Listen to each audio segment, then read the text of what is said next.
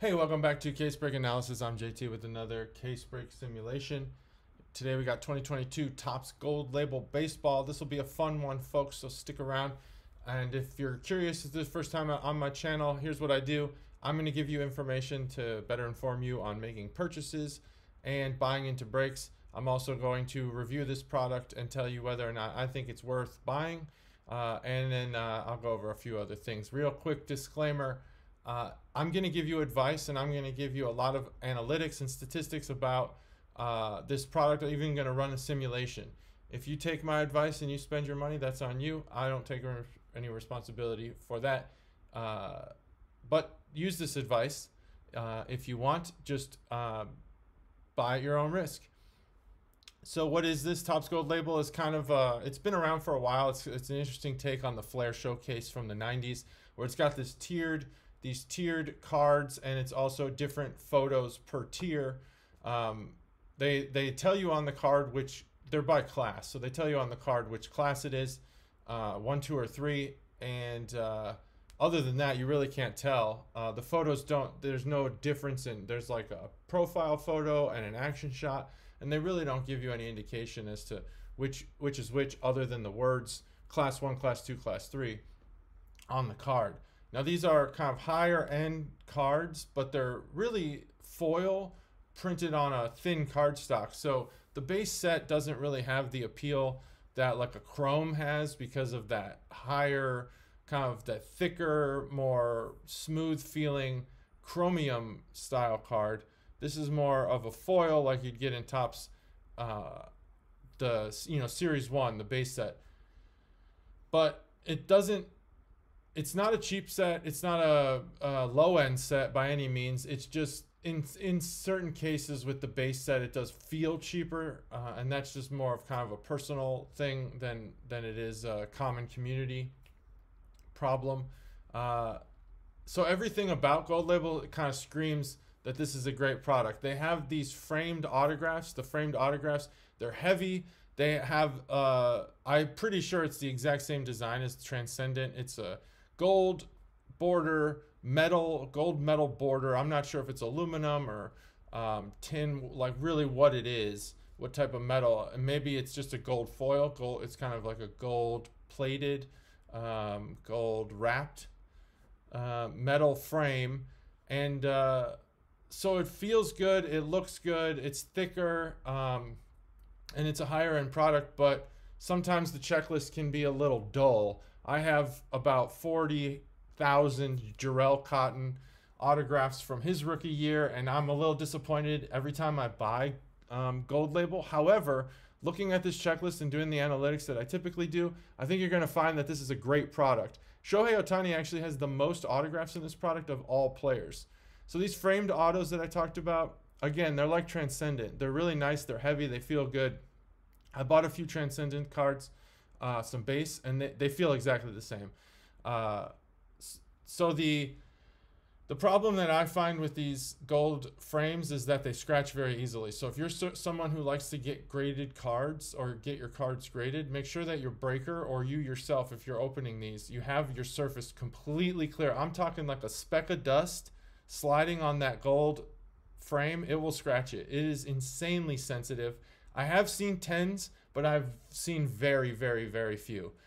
So be careful. If you want to get those gold frame autos graded, be very careful.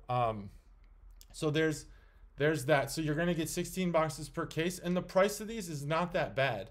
I would have to say that I forgot to mention that the 2023 design, and I think this is actually 2022 Topps Gold Label. It's not 23, so that's a mistake that I've made. But this is the best design by far that they've had for these cards. So while I do think that the thinner cardstock is a detriment, I actually think the design on this particular year just totally blows away all the other years. 100 card base set, and this comes out on March 22nd, so I'm going to be posting this video nice and early. You get one framed auto per box, so you'll get 16 autos per case. And there's tons and tons of parallels. So like I said before, let's look at these cards. You have classes, class 1, 2, and 3, and each class, as you get to a higher number, is more rare than the last. So class 1 is the most common. Consider that your base. Class 2 is a parallel and class 3 is a parallel. But within those parallels, those classes, they also have color parallels. So we're going to go over all that. But this is a class 1. This is, as far as I know, just a class 1 base card. This isn't even a color parallel, even though you could argue it's a blue parallel. It's not. This design is fantastic. I love the way it looks. It would be so nice to have this on a chrome cardstock than it would to have this on the foil that they normally have. So all this sheen and shimmer, that's going to be like the foil background, as far as I know. Again, these are, I'm using my knowledge from past years because I do collect this set. So here's your kind of base 1.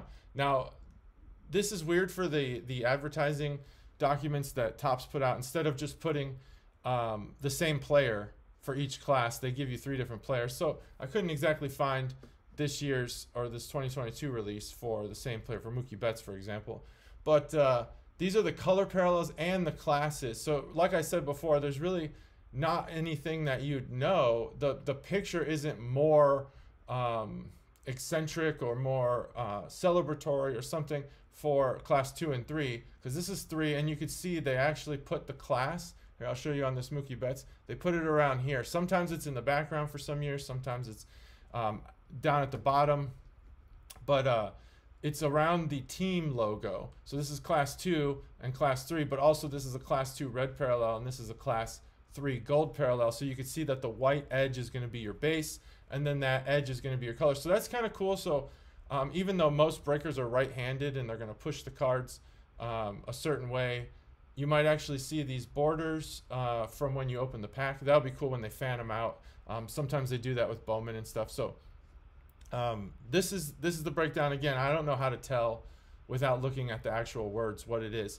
And you're gonna get I think it's like 7 class 2s and 3 to 4 class 3s per box.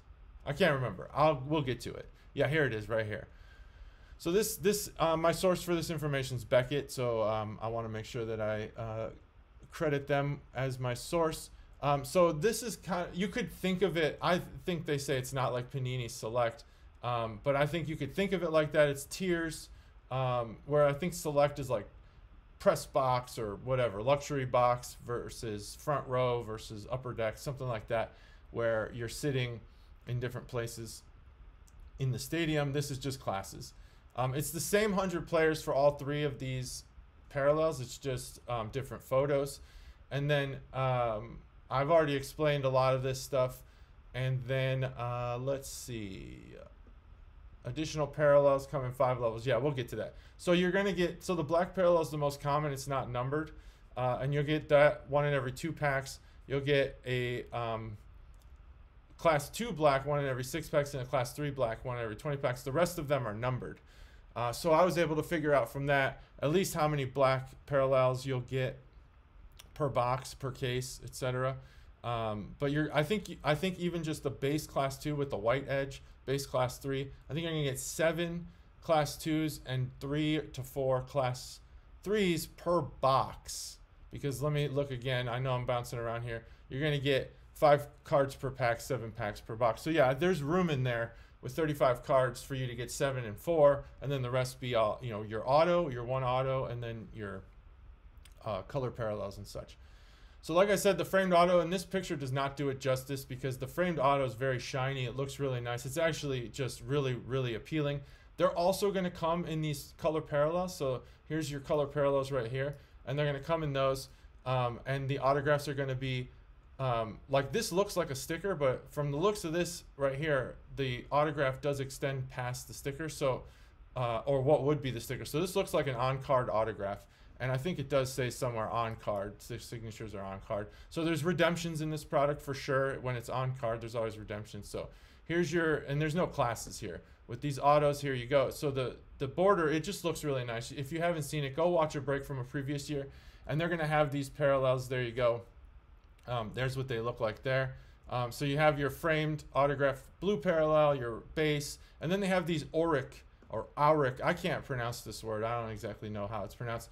But these are different because they have they do have sticker autos in this, and these stickers are like higher end. They don't look like those clear transparent ones that they put in things like Series 1, and the background's really nice. Again, I wish this was on a chrome stock style printed card where it was shiny and smooth rather than the foil, but it's going to look really good with that gold border and this black background. Again, Shohei Ohtani, the most common autograph in this product, so that's pretty cool. Interesting photo here of him kind of at the follow through of his swing.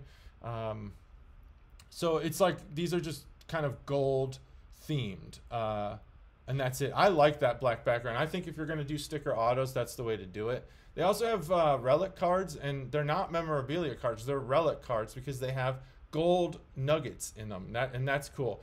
And so I believe, see, this one looks like it is a sticker because Wander Franco's autograph kind of comes off of that. So that makes me think that either some are on cards, some aren't, or maybe they just took his autograph from like a Topps Bunt app signing that he did and just stuck it on here and kind of cropped it. I'm not exactly sure how these are made, but really with these marketing images, they're not, look, like even the gold border, they're not really representative. So we would need to see the card. And, you know, hopefully someday in the future, I'll be able to do this kind of like with my hands and show you the cards.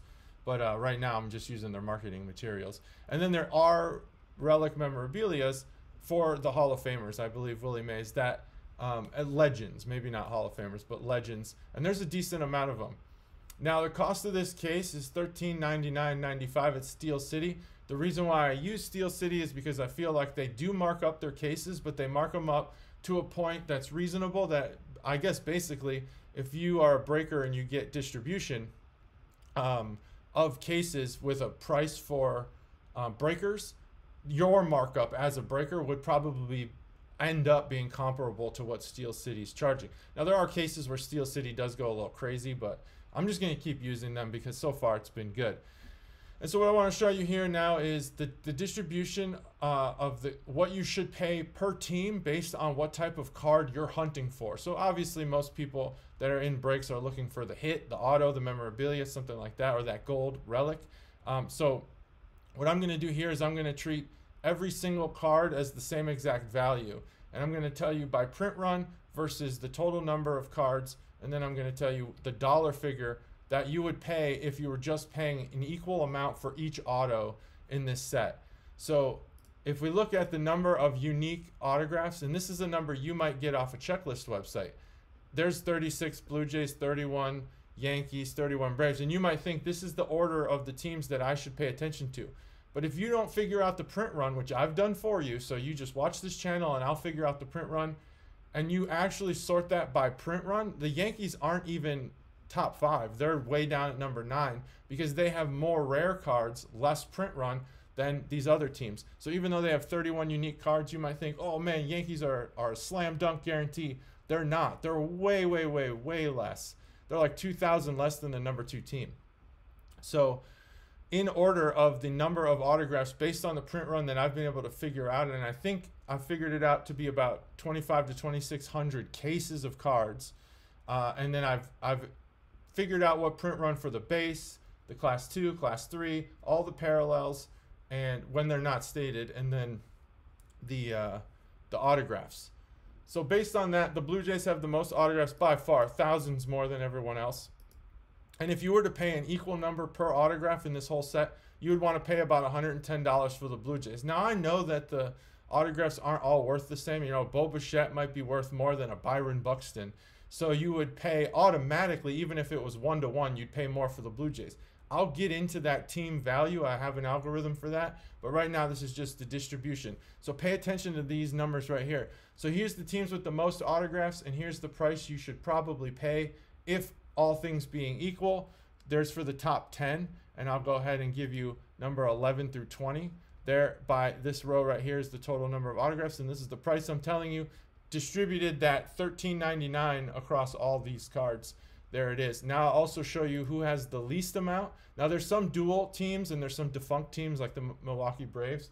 But here's the teams that are active: Rockies, A's, Giants, that have the least amount. They only have 1,000, 1,100, 1,200, 1,200. So don't pay a crazy amount, because even if they have players like Chris Bryant that you really want to collect, the rarity, the probability that you'll pull that card is actually pretty low. So don't be fooled by, you know, some of these things. So pay less money. Now keep an eye on the Red Sox, because you're going to notice something about the Red Sox when we're not talking about autos that actually makes them worth a little bit more money.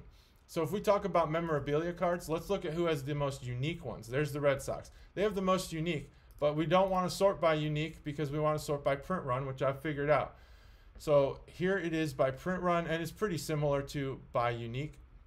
There are 622 Red Sox relic cards, and this is memorabilia and relic, so legends and current players with both the memorabilia or the gold nugget. And so if you're seeking just memorabilia, remember, you don't want to pay more than you would for the Blue Jays autographs, but if this is what your collection is made of and this is what you're seeking, you know, why not spend the extra money? That's what your collection is. Now, if you're an investor, obviously don't do that. But so total number of memorabilia cards, here it is in order 1 through 10, and the prices if you're just seeking memorabilia. This does not include kind of a balance between autographs and memorabilia. This is just if you're searching memorabilia. And here's the teams with the least amount. The Diamondbacks have 0 memorabilia relic cards. There's a couple teams with 0. The Guardians, Rockies, Dodgers, Rangers, Blue Jays. Let's get to a team that actually has some relic cards. So the Marlins are going to be the least amount, and I wouldn't pay very much for that. And really, you're only talking between 0 and 600 relic cards by any team. So if you're really going to buy into this break based just on that gold nugget thing, the search is going to be very difficult. So keep that in mind. And then if we're talking about those parallel cards, these are the ones that are not autographed. Here's the teams with the most parallels. It's going to be similar. Well, actually, it won't be similar to the autographs because this is based on the base cards. Class 1, 2, and 3, blue, red, black, etc., gold. So Yankees are going to have the most. So if you're just chasing those parallels, those color parallels, this is where you want to be. You want to buy the Yankees, and you can pay up to $100 for the Yankees and probably hit a few of those color parallels. So that's where you go there. Who has the least amount? Well, the Diamondbacks, Orioles, Dodgers, Cubs. So there we go. There's the least amount. Now I've figured out a strength. How do we determine whether this product actually has high value? How do we figure out what the strength of the checklist is? Is Topps giving us a bunch of garbage? Are they giving us a bunch of rookies who might not even make it? Guys who are still in AAA and maybe faltering? Or are they giving us like total Hall of Famers, great current stars, and the top rookies? So I figured it out, and I've got that down. What I'm giving you here is it's an interest popularity talent equation. It tells you if there's a lot of searches for these players online, then there's a lot of interest. And if there is a lot of interest, that means you're going to probably sell your cards rather quickly. So I give them a score between 1 and 5. 4 and 5 being you're going to make a profit. You probably will sell rather quickly. 3 is average. 1 and 2 means you're either going to sell at a loss or you might not sell those cards at all. This product has a set just for the autograph checklist. This metric here is just for the autographs. 70% of all of the autograph subjects fall in a 4 or a 5. That's by far the most I've seen since I've been doing this. I mean, we're talking about Ohtani, Trout, Franco, you know, all these guys that I listed here. They're included in this product, and they kind of sacrifice some of the rookies to give you, you know, the rookies that might, the Jarrell Cottons, no offense to him, but his auto just really never really panned out to be worth anything. But, you know, they put these guys in there. So this is and again, the highest score. This is probably the best product I've seen since I've been doing this channel. A 4.6 out of 5. And that includes all of just very massively popular players are being included in this checklist. It's really, really amazing how good this product really is. I highly, highly recommend this product. But let me get into those numbers. So based on my algorithm, I've broken this down by what you should pay per team, and the Blue Jays actually really similar to what they were up top. If you pay around 110, you might even want to pay a little bit more for the Blue Jays because they are by far the most valuable team in this set. There's players like Joe Carter, Bo Bichette, and a few other ones that I'm not thinking off the top of my head. And they are by far the most valuable team. Then the Twins, Mets, Mariners, Phillies. You might even find that that's what happens here is I give them that score of 1 through 5, and then I add them all together by print run. So that means that if there are 100 Bo Bichette, if the print runs to 100 for Bo Bichette and he gets a 5 out of 5 for being able to sell that card at a good profit quickly, then I add all those up to 500. So that's part of that equation. And then I do that $13.99 distribution across all of those scores, and that's where I get these prices from. So I would pay about $110 for the Blue Jays. Based on their value, based on the likelihood that you'll hit, that's about a price that I pay. And then going down from there. These are the 10 most valuable, strongest checklist teams in the set. I mean, you're looking at the Pirates being up there. That's really good. These are the weakest. Obviously, these duels. For autographs, the Giants and the Red Sox by far have the weakest checklist, and then these teams, this is pretty much 11 through 20 of the weakest. I'll do 11 through 20 of the strongest. Here's the 1 through 10. Take screenshots, people, and use these. Take these screenshots, use them when you're making your purchase. Here is the 11 through 20 of the strongest. So now we've seen kind of half and half. There's decent teams there. Now if we're going strength of the checklist for memorabilia and relics, here it is. And here's the weakest teams. There they are. These are the ones with 0. So the ones with at least a relic is the Marlins, then the LA Angels, Phillies, Brewers. And then if we're going by strength of checklist for the parallels, it's going to be a really similar order here for like above. The Yankees, Dodgers, Red Sox are going to be your top teams to get those parallels, and these are going to be your bottom feeders for the checklist. So again, this is on strength of checklist. I talked above about just distributing the cost over all the autos. This is actually saying, if you have again, Bo Bichette, if he's a 5 and you have 100 of them, that's 500. So that's incorporated into this equation. And if you have some scrub who's kind of got a 1 or a 2, that's much less, 200. So it balances out the strength of how much you should pay based on that. Now again, I've said this product was really, really good. If you've seen my videos before, the distribution is never like this. This really, really leans towards a 5. It's amazing how many cards in this product are 5s. We're talking about like baseball's best players, and some of the legends are just incredible. I can't believe the checklist of this product. Now again, I have a new chart here, which I think I had in one previous video, and this is going to tell you for every year that I was able to, that this set kind of goes back to, how do Google searches and different hobby box searches go over time? And this 0 would be January of the first year, so 2017, and it's just how many months pass and where is the interest at for the popularity in searches for that product. And what this is telling you is that the product probably comes out in November, December, I don't know, somewhere in there. Although it's March now and it's coming out, so I'm not exactly sure where on here the release is. It looks like it would be right here, but maybe in previous years it came out in October, September, somewhere around there, and this year it just happens to be March. And it's saying to you, within 24 months, within 2 years, people no longer search for that product. So you have some time here to sell. 24 months. Actually, if this is the release, you have about a year to get rid of the cards you have. But sometimes you'll see a steep drop, like a month or 2 after that product's released. And this is for people who are investors. Like if you're getting it graded, you might not have enough time to get it graded. That's what this is showing you. You have to offload. This is kind of the time frame you have here. If we're looking at the spike here at about 10 months and then the dip down there at about 25. So you have about 15 months of real interest in any of these cards before people are like not really searching for it anymore. And these are probably these ones that kind of last more months. One, they have that much data. And 2, the reason why they're there is probably for the higher interest guys like Aaron Judge, probably in the 2017 product, something like that. So really it's telling you get rid of those cards within the first year, and you'll probably make your money back. Otherwise, you're gonna just sit on those cards forever. So let's look at the master checklist and see what the numbers look like here. So I'm just going to show you what are the most rare cards in this set. That's what this chart is aiming to do. And what this says is there's a print run of one for the frame dual autograph gold, and there are 12 of them. So that means that there are 12 different cards that are one of one. And if we look at this, there's 65 of these, okay, and it's a print run of 5.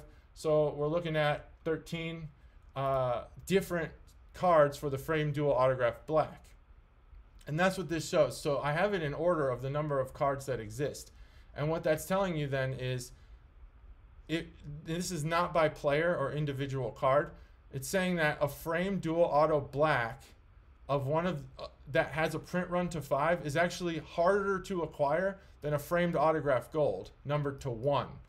I know that sounds crazy, and I'm not talking about the player themselves. Obviously, if you're looking at the Juan Soto, whatever, I don't know what there's going to be. Let's say it's like Tatis Soto. Then you got 5 of those. Well, obviously, it's easier to get that than a Tatis 1 of 1 because there's only 1 of them. But what I'm saying is this set as a whole is more rare. So if you get one of these cards, you're actually looking at the most rare cards in these sets, all of these ones here. So that's not for you to really use in your purchase, but that's for you to use when you actually are in a break and you see a card and you're like, holy crap, I just got the most rare card in the set. If you're searching for one of ones, here is the list of teams in order by how many one of ones they have. The Yankees have the most at 41. The Red Sox have 30, and etc. So there's a gold version for every, I think at least for every class 1, class 2, class 3. So there's going to be a huge number of one of ones. But here they are in order by team. So if you're chasing one of ones, take a screenshot here. These are going to be your top teams. Here's going to be a few more. And now we'll go up and I'll show you who has the least amount. These are for the duels. And so the Diamondbacks have 6. So if you're searching one of ones and you don't care about autos, you just want really rare cards, just avoid these teams here. Diamondbacks, Guardians, Rangers, there you go. So there's that. We'll go back and sort by the top. So there's all the teams with the most one of ones. Now, if you're wondering how rare is a one of one, well, there are 556 one of ones in this product. That is about it. I think that's in the middle of where I normally see. I think anywhere between like 300 and 700 is kind of average. Anything below that is very low. Anything above that is pretty high. Some of these products have in the thousands of one of ones. It's insane how many one of ones there really are floating around in the world. Eventually, people are going to catch on that one of ones aren't that rare, and you can even see it by the fact that there are 23 different cards numbered to 10, which means there's 230 cards numbered to 10. That is a lot of. Actually, that's a big disparity. I'm sorry, I lost my train of thought there. So that means that a 1 of 10 is more rare than a 1 of 1. Just speaking off print run. So there's your breakdown there. It's 550 one of ones. Now let's look at the number of cards by team. You've probably looked at this list here. There's 205 unique Yankees cards. That's class 1, class 2, class 3, all the color parallels, all the autographs and their colored parallels, the relics, the legends, etc. There are 205 total for the Yankees, and that equates to this number, which is way more important, the total number of cards. The Yankees have the most at 97,000 97,000 cards. And that goes in this order. So take your screenshots, buy your teams based on this, not this. This number doesn't tell you the whole story because look right here, there's White Sox actually have more unique cards, but they have less cards by print run than the Cardinals. So there you go. And here's the teams with the least number of cards, the Rockies, Royals, Orioles. The rest of them are kind of teams that would join in with other teams or they're dual. You'll have to random those off in those breaks. So here you go with teams with so even though the Blue Jays have the most autographs, look, they actually have almost at the bottom of how many cards they have total. So that's kind of a risky move. That's really interesting. So take your screenshot. These are the teams with the most cards in the set. These are the teams with kind of medium. This goes all the way to the 30th most, which covers just about all the teams. Now I do a case break simulation. So here's the realistic results of what you could probably expect if you entered into a case break. So let's look first at which autos I got. I should have 16 autographs, and I do. I have 16 autographs. And let's go by print run, see what the lowest. The most you're going to get are going to be these base framed autos. And I estimated them to be out of 999 based on my ability to figure out the print run here. So I think that's fairly accurate. But let's see who we got. We did get an Aaron Judge framed autograph blue out of 50, and another autograph blue, Jackson Cower, out of 50. Dansby Swanson, who's now on the Cubs, out of 75, and that's a framed autograph black. And the rest are all the base autos. Let's see, got Brendan Marsh, that's a rookie card, so that's kind of cool. There's a lot of rookies. Greg Deichmann is in there. Joe Carter, so we got a legend auto there. That's pretty sweet. Brian Hayes, Kyle Lewis. There's some good. Goldschmidt out of 999. That's really, really good. Ryan Mountcastle. Not a bad case, actually. So if you're thinking which team should I buy, this is based on a totally random selection of cards based on what Topps has said you get. So how many autos, how many parallels, how many inserts or whatever base cards per pack. I have done that. This simulation considers all that stuff. So now we're looking at it sorted by print run. So we didn't get any 1-of-1s for this. So this is just one case. I will go over a 20 case break to show you kind of what you get if you bought 20 cases of this product. So the lowest print runs we have these 2 out of 25. Those are the Reds. Acuna, Marsh, that's not bad. We got the Aaron Judge auto that we already talked about. Got some other red stuff out of 50, blue, class 3 blue out of 50. So same print run but different parallel color. Got Chris Bryant, that's kind of nice. So we did get some relics here. Let's look at that. We got some relics, and I don't know how many relics you get per case, but let's look at. I assessed that there would be about 4. So Biggio, Hank Aaron, Ozzie Smith, and Tony Gwynn. Those are all memorabilia relics. None of those are going to be the gold nugget. So that's for one case, and here's breakdown by team. So if you're looking like, okay, I know how many cards there are by team that are in all the cards, but what if we do a case break simulation? What's a realistic expectation? And here it is. Here's your realistic expectation. Yankees, Red Sox, Twins. That's probably the order that you're going to get in a real case break in when we break it down. So that's not bad.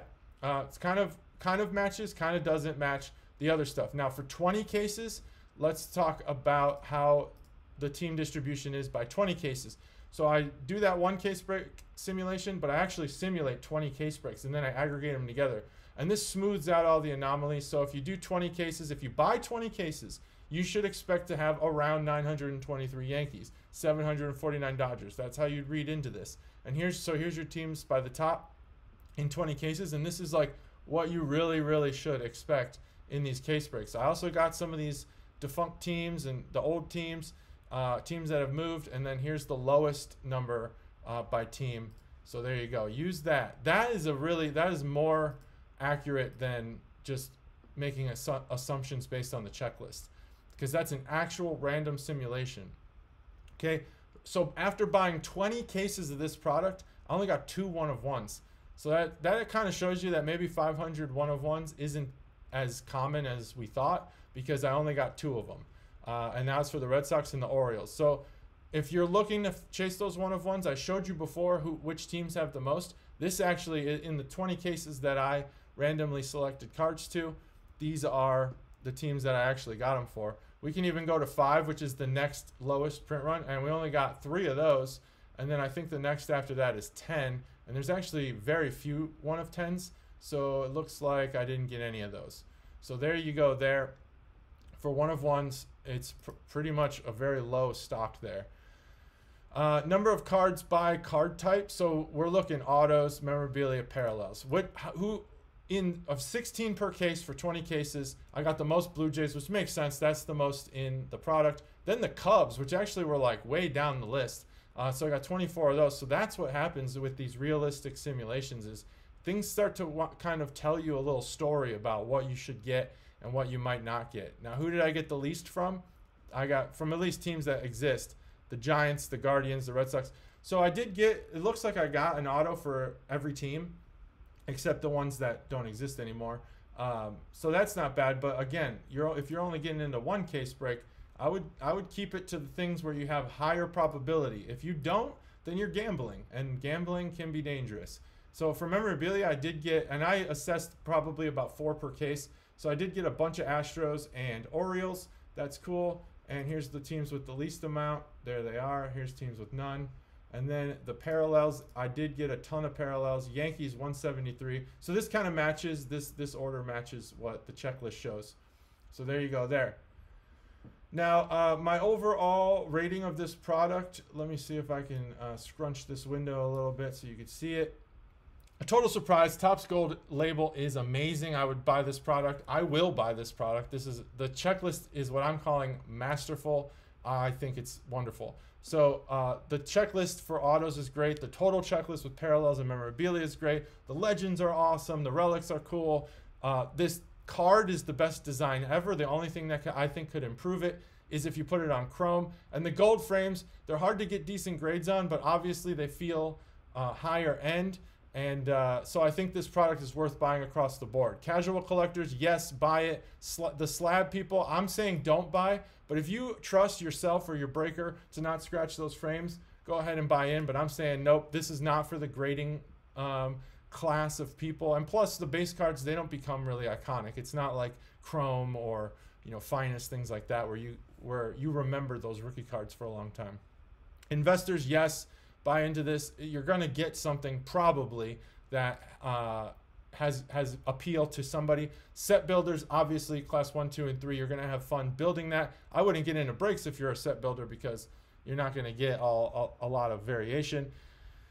For team breaks, yes, buy into them. Buy the teams you like. I don't think that there's... so even when you buy a team that has a low number of autographs, like the Red Sox, you might wind up getting Red Sox relics, which is pretty cool, a cool way to look at it. So you might not... you might be able to buy the team you like. Random breaks, yes, buy, because again, I think the disparity between the lowest and the highest cost teams isn't that bad. And kids, I don't see the need for kids to collect gold label. This isn't kids who collect. This is just like kids you're trying to get into it, don't know how to handle cards and stuff like that. So that's my review and my simulation of Topps Gold label. Thanks for joining me. This is probably so far the best product of the year. Let me know in the comment section what you like and didn't like, and that's it. Thanks.